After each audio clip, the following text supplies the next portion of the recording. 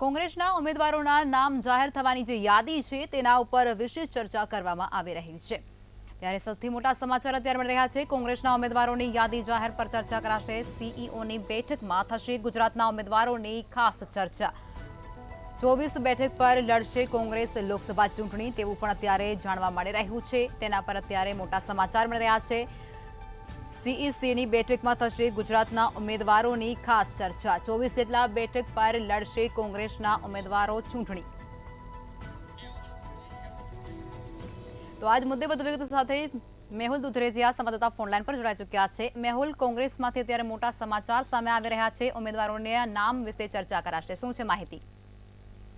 જે પ્રમાણે રાહુલ ગાંધીની આ યાત્રા જે ગુજરાતમાં છેલ્લા 3 દિવસથી ચાલી રહી છે, આ દરમિયાન ઘણી વખત આ સવાલ પૂછવામાં આવે કે ઉમેદવારની યાદી ક્યારે જાહેર કરવામાં આવશે।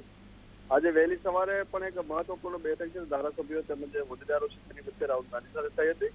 ફરી એક જે બેઠક છે તેનો ચર્ચાનો દોર અત્યારે શરૂ થયો છે, જેની અંદર પણ આગામી લોકસભા ઇલેક્શનની અંદર 24 સીટો પર કોંગ્રેસ જે છે તે પોતાના ઉમેદવારો ઉભા રાખવાની છે। જે પૈકીના 2 જે સીટો છે, ભરૂચ અને ભાવનગર, તેની અંદર આમ આદમી પાર્ટીને સોંપવામાં આવે છે। એટલે 24 નામો કોના કોના હોઈ શકે, તેના ક્રાઇટેરિયા જે છે તે અંગે જે નિર્ણય છે તે લેવામાં આવ્યો છે।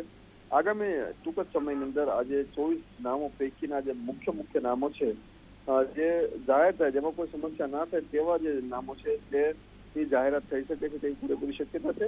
મહત્વપૂર્ણ જે બેઠક જે છે તેની અંદર તમામ ક્રાઇટેરિયા ધ્યાનમાં રાખવામાં આવે છે, જેમ કે વ્યક્તિની લોકપ્રિયતા સાથે તેની જીતવાની જે ઉમેદ અને સાથે જ કોંગ્રેસ પક્ષને વધુ મજબૂત સાથે કયા વિસ્તારમાં વધારે જીતાડી શકે તેવા વ્યક્તિ જે છે તેની તમામ જે મુદ્દાઓ છે તેને ધ્યાનમાં રાખશું। ત્યારબાદ આજે 24 નામો છે તેની જાહેરાત કોંગ્રેસ કરશે।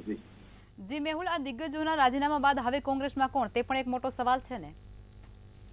જે પ્રમાણે આ મામલે વારંવાર કહેવામાં આવે છે કોંગ્રેસ પક્ષ તરફથી કે જેટલા પણ જૂના લોકો રહ્યા છે એને કોંગ્રેસે ખૂબ જ વધારે આપ્યું છે, તેમ છતાં તેઓને સંતોષ નથી।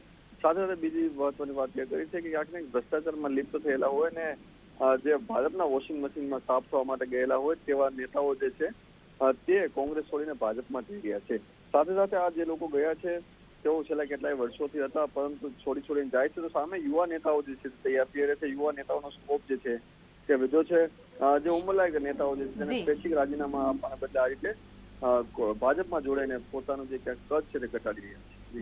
જી મેહુલ, માહિતી આપવા બદલ ધન્યવાદ। કોંગ્રેસના ઉમેદવારોની યાદી પર મોટા સમાચાર મળી રહ્યા છે। સીઈસીની બેઠકમાં થશે ગુજરાતના ઉમેદવારોની ચર્ચા।